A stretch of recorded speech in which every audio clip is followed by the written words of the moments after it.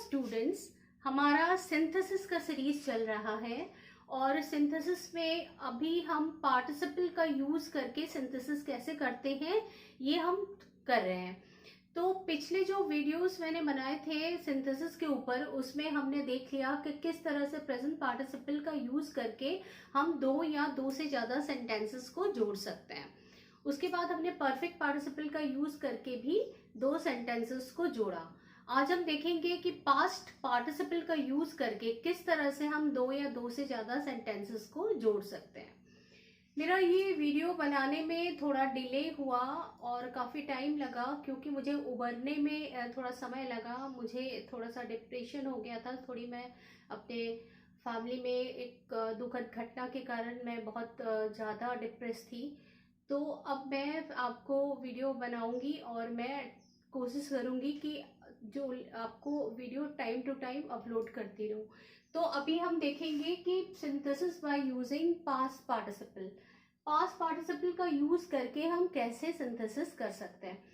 भाई past participle क्या होता है, सबसे पहले हम थोड़ा ये जान ले।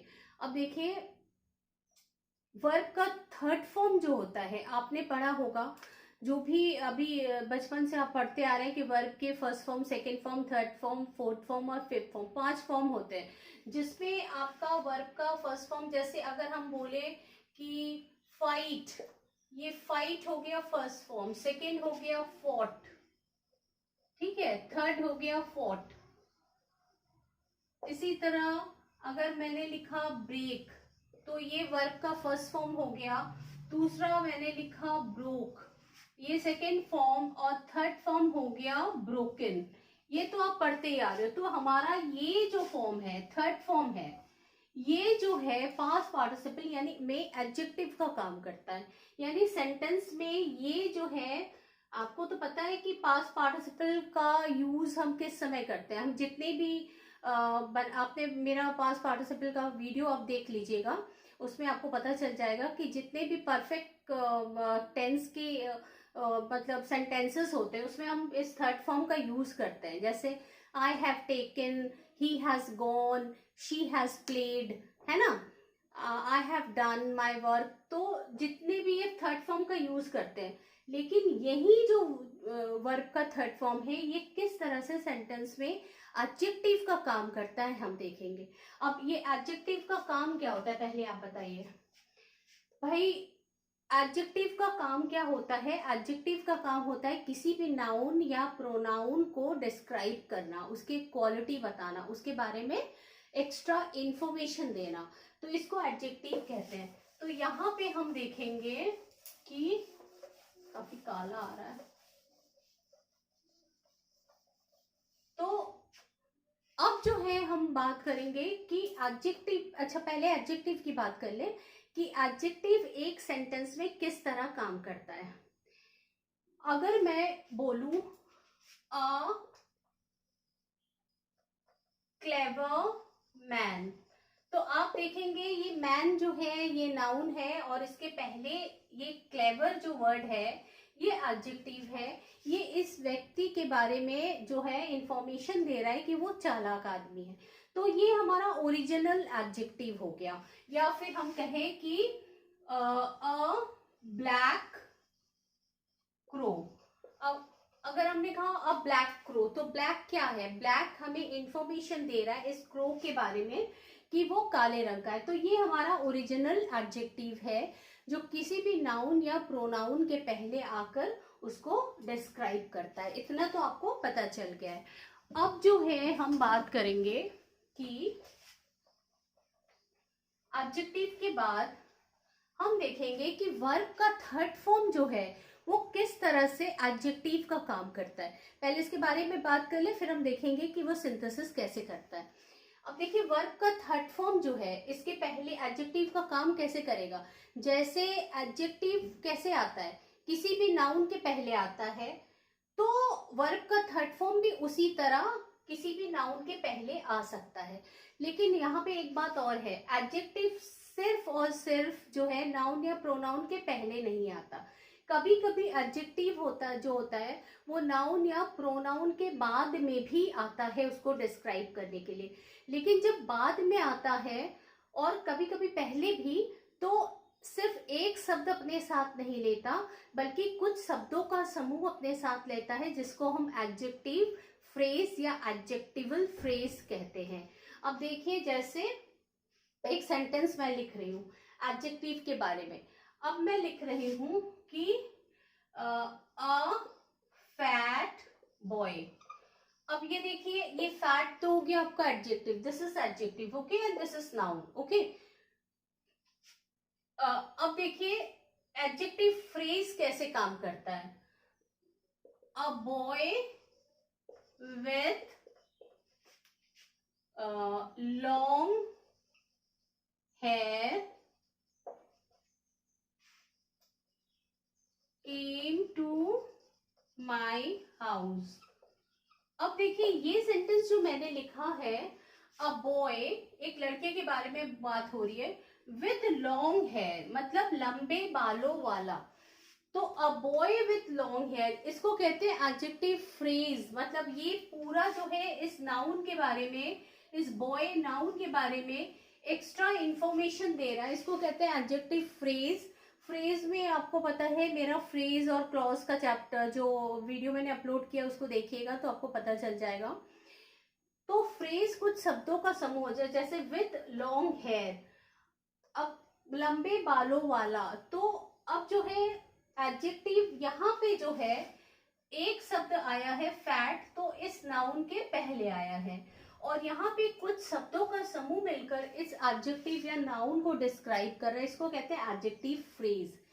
तो इसी तरह जो है वर्ब का थर्ड फॉर्म जब हम यूज करते हैं तो वो कभी कभी एडजेक्टिव के पहले आ जाता है, सॉरी नाउन के पहले आ जाता है, और कभी कभी नाउन के बाद आता है कुछ और शब्दों को लेकर, तो उसको हम एडजेक्टिव फ्रेज कहते हैं। ठीक है, अब देखिए किस तरह से, अगर मैंने यहाँ पे लिखा वर्ब का थर्ड फॉर्म अब यूज करें किस तरह से एडजेक्टिव के रूप में, आप देखिए अगर मैंने लिखा यहाँ पे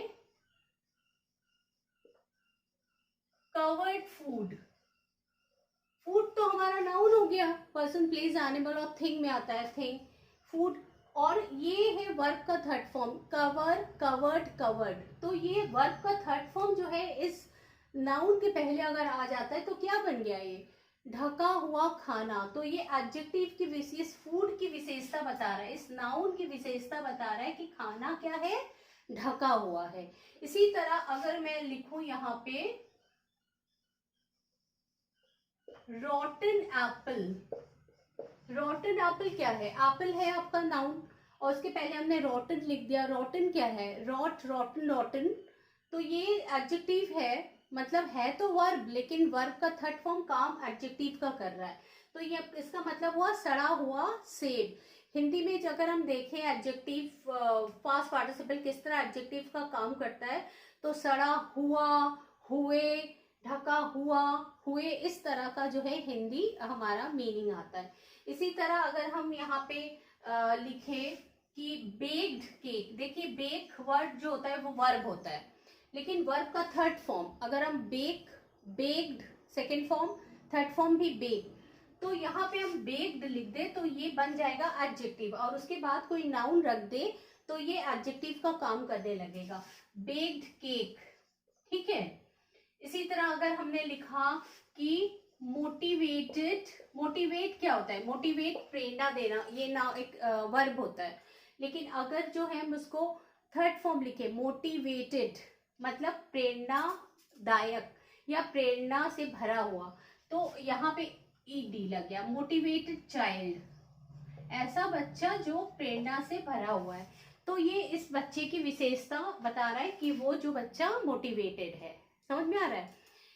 तो ये तो हो गया एडजेक्टिव वर्ब का थर्ड फॉर्म जो है, जब वो एडजेक्टिव का काम करता है तो उसको हम कहते हैं पास्ट पार्टिसिपल। ठीक है, अब जो है पास्ट पार्टिसिपल जो है वो कुछ वर्ब, कुछ शब्दों के साथ भी आता है, कुछ शब्दों के साथ जब आता है तो वो फिर बन जाता है आपका एडजेक्टिव फ्रेज या एडजेक्टिवल फ्रेज। देखो अब यहाँ पे लिखो, मैं लिख रही हूं a car decorated with flower. अब ये a car decorated with flower. अब यहाँ पे देखिए अ कार, कार क्या है, नाउन है। अब डेकोरेट क्या है, डेकोरेट वर्ब का थर्ड फॉर्म है, और डेकोरेट का मतलब क्या होता है, डेकोरेट एक वर्ब होता है, लेकिन मतलब सजा हुआ, लेकिन डेकोरेट का थर्ड फॉर्म डेकोरेटेड हो गया, और डेकोरेटेड के साथ कुछ और शब्द मिल गए, मतलब सजा हुआ विथ फ्लावर, फूल के साथ। तो यहां तक हमारा जो है एडजेक्टिव फ्रेज जिसको कहते हैं, या फिर एडजेक्टिवल फ्रेज कहते हैं। तो याद रखिए बच्चों, मोस्टली क्या होता है, जब आप एक शब्द का एडजेक्टिव चुनते हैं, यानी वर्ब का थर्ड फॉर्म जब एडजेक्टिव का काम करता है तो वो नाउन के पहले आता है, और जब वो कुछ और शब्दों के साथ वर्ब का थर्ड फॉर्म आता है, ये वर्ब का थर्ड फॉर्म है जैसे, तो उसको एडजेक्टिवल फ्रेज या एडजेक्टिव फ्रेज कहते हैं। जैसे और भी देखिए, a tree laden with fruits, ऐसा पेड़ जो फलों से लदा हुआ है। ये लेडन वर्ड क्या है, ये है आपका वर्ब का थर्ड फॉर्म, एडजेक्टिव का काम कर रहा है। तो यहां तक आपको क्लियर हो गया है। मैं एक बार और अच्छे से आपको बता दूं कि हम जो क्या कर रहे हैं, कि हम आपको पास्ट पार्टिसिपल बता रहे हैं कि पास्ट पार्टिसिपल का यूज करके किस तरह से हम सिंथेसिस करते हैं।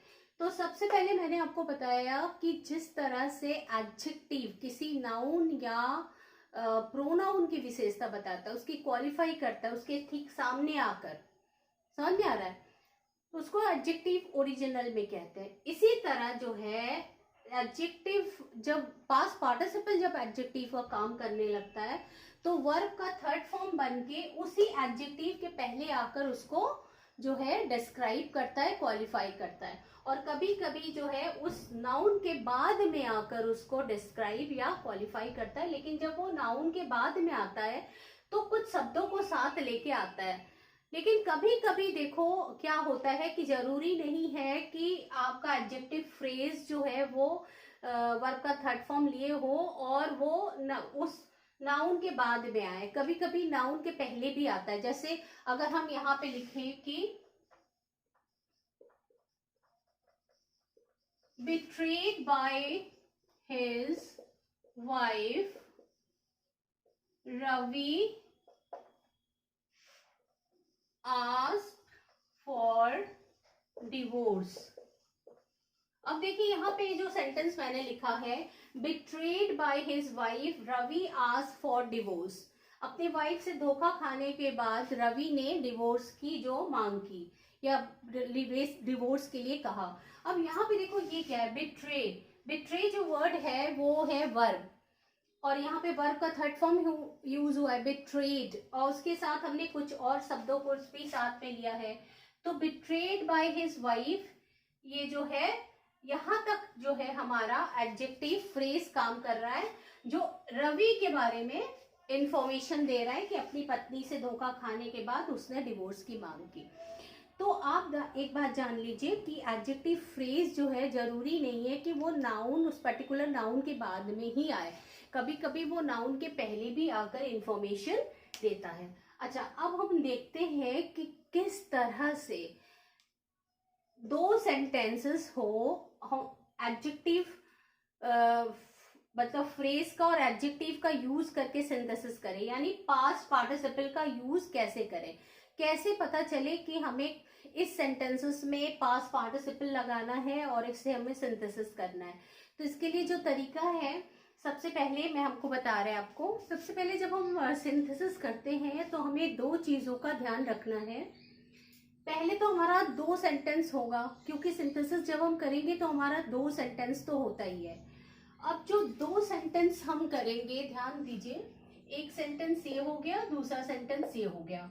तो जो रूल ये कहता है कि दो सेंटेंस जब होगा तो इन दोनों सेंटेंसेस में जो नाउन होगा एक, उस नाउन के बारे में दोनों सेंटेंसेस में यूज्ड वर्ब, जो वर्ब यूज हुआ है, जो क्रिया यूज हुई है, वो उस पर्टिकुलर नाउन के बारे में कुछ इंफॉर्मेशन देता है, उसके बारे में बात करता है, उसके बारे में जानकारी देता है।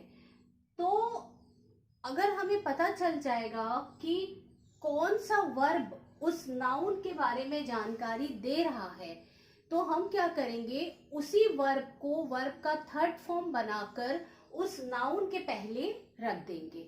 अब देखिए, जैसे हम आपको एग्जाम्पल के तौर पे बता रहे हैं कि अगर मैं यहाँ पे लिखूं कि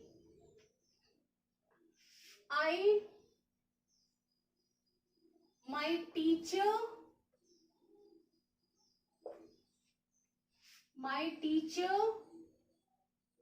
gave me a book। मेरे टीचर ने मुझे एक किताब दिया, पहला सेंटेंस, ठीक है। दूसरा सेंटेंस, इट वॉज टॉन, यानी मेरे टीचर ने मुझे एक किताब दी। और दूसरा सेंटेंस है इट वॉज टॉन, यानी ये फटा हुआ था। अब हमने जो रूल हम बता रहे हैं कि माई टीचर, ये तो सब्जेक्ट है, गेव मी अ बुक, हमारा बात जो है हमारी वो बुक की हो रही है, नाउन की। और दूसरे सेंटेंस में है इट वॉज टॉन। अब यहाँ पे जो है इट वॉज टॉन, ये इस किताब जो है वो फटा हुआ था, यानी ये वर्ब जो है इस सेंटेंस में आए, पहले सेंटेंस में आए नाउन के बारे में बात कर रहा है ना। It was torn, my teacher gave me a book, it was torn. तो ये टॉन जो है ये सेंटेंस पैसिव वॉइस में है, और ये टॉन वर्ब जो है इसको हम क्या करेंगे, ऑलरेडी हमारा टीयर, टोर, टॉन थर्ड फॉर्म है, तो हम क्या करेंगे, इसको जो है इस मतलब यहाँ पे तो वर्ब का काम कर रहा है, लेकिन यहाँ से उठा के हम इस नाउन के पहले रख देंगे। तो इस तरह बनेगा कि my teacher gave me a torn book, यानी मेरे टीचर ने मुझे एक फटी किताब दी। अब यहाँ पे जो है ये काम कर रहा है वर्ब का, लेकिन जब हम उसको उठा के उस नाउन के पहले रख देंगे तो ये काम किसका करने लगा, एडजेक्टिव का। तो ये हमारा सिंथेसिस हो गया। समझ में आ गया।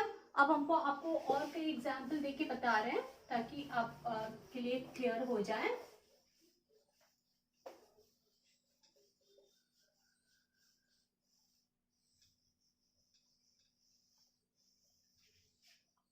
अब देखिए, अगर मैं यहाँ पे लिख रही हूँ, बहुत ही इजी एग्जाम्पल दे रही हूँ ताकि आपको जो है अच्छे से क्लियर हो जाए।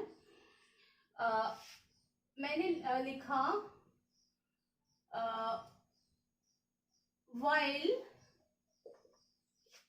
walking on the road, रास्ते पे चलते समय, while walking on the road I saw a hut।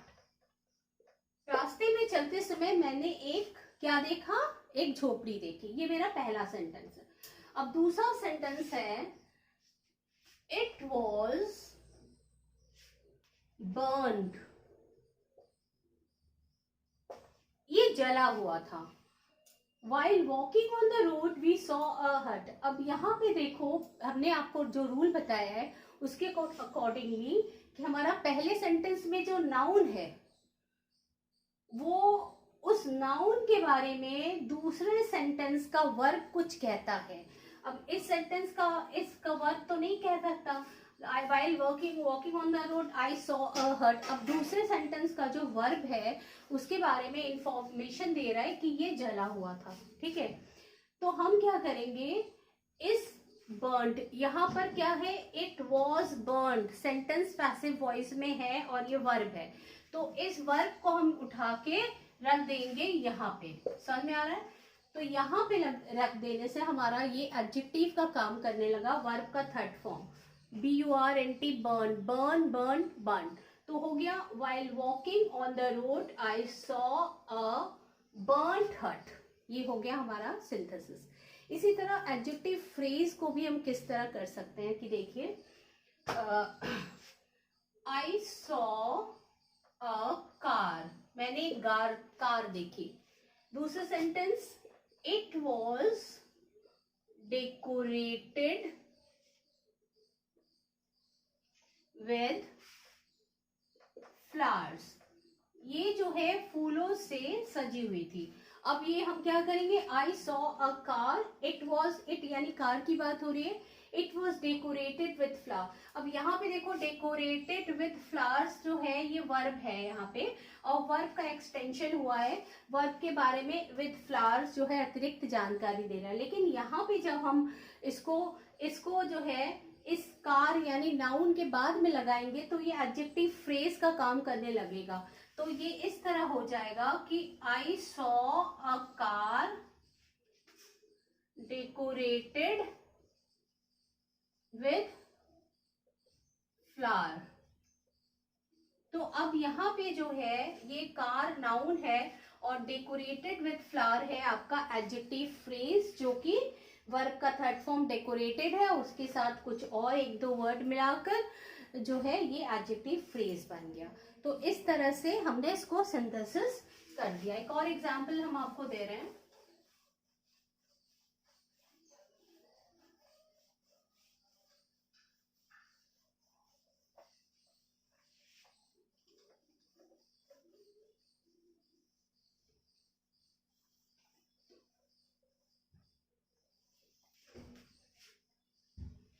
अच्छा, एक बात जो आपको ध्यान में रखना है कि एक तो ये तरीका हुआ जानने का आपको कि एक सेंटेंस में दोनों सेंटेंस होंगे, उसमें एक नाउन होगा और दूसरे सेंटेंस का वर्ब उस नाउन के बारे में कुछ आपको जानकारी दे रहा होगा, तो उसी वर्ब के थर्ड फॉर्म को उठाकर हम इधर रख देते हैं। दूसरा तरीका ये है कि जब दो सेंटेंस हो तो पहले सेंटेंस का जो ऑब्जेक्ट होगा वो दूसरे सेंटेंस का सब्जेक्ट बनेगा, है ना। सबसे इजी तरीका है कि आप जब देखेंगे कि पहले सेंटेंस का जो सब्जेक्ट ऑब्जेक्ट है वो दूसरे सेंटेंस में सब्जेक्ट बन जाता है और सेंटेंस दूसरा वाला पैसिव वॉइस में होता है, तो आप समझ जाएंगे कि इस तरह से आपको जो है इसको सिंथेसिस करना है। जैसे अगर हम यहाँ पे लिखें कि आई बॉट अ कार, ठीक है, आई बॉट अ कार। दूसरे सेंटेंस में मैंने लिखा इट वॉज डैमेज्ड, मैंने एक गाड़ी खरीदी, ये डैमेज थी। तो यहाँ पे दूसरा जो तरीका है बहुत इजी है, वो है कि पहले सेंटेंस का जो ऑब्जेक्ट है आई बॉट अ कार, ये ऑब्जेक्ट जो है वो दूसरे सेंटेंस का सब्जेक्ट बन जाता है। इट किसकी बात हो रही है, इट तो कार ही की बात हो रही है ना। तो I bought a car, it was damaged, और दूसरा सेंटेंस पैसिव वॉइस में है, तो आप तुरंत समझ जाएंगे कि ये सेंटेंस जो है इसको पास्ट पार्टिसिपल का यूज करके सिंथेसिस करना है। तो कैसे करेंगे, आई बॉट अब ये डैमेज जो है यहाँ पर तो पैसिव वॉइस शो कर रहा है, लेकिन यहाँ पे हम अगर हम लगाएंगे और नाउन के पहले लगाएंगे कार के पहले, तो ये यहाँ पे काम करने लगेगा एडजेक्टिव का। तो I bought a damaged car, ठीक है, ये है आपका पूरा सेंटेंस। तो उम्मीद है आपको synthesis by using past participle अच्छे से आ गया। अब हम नेक्स्ट स्टेप में बढ़ेंगे, देखेंगे कि किस तरह से और भी तरीके हैं जिससे हम सिंथेसिस कर सकते हैं।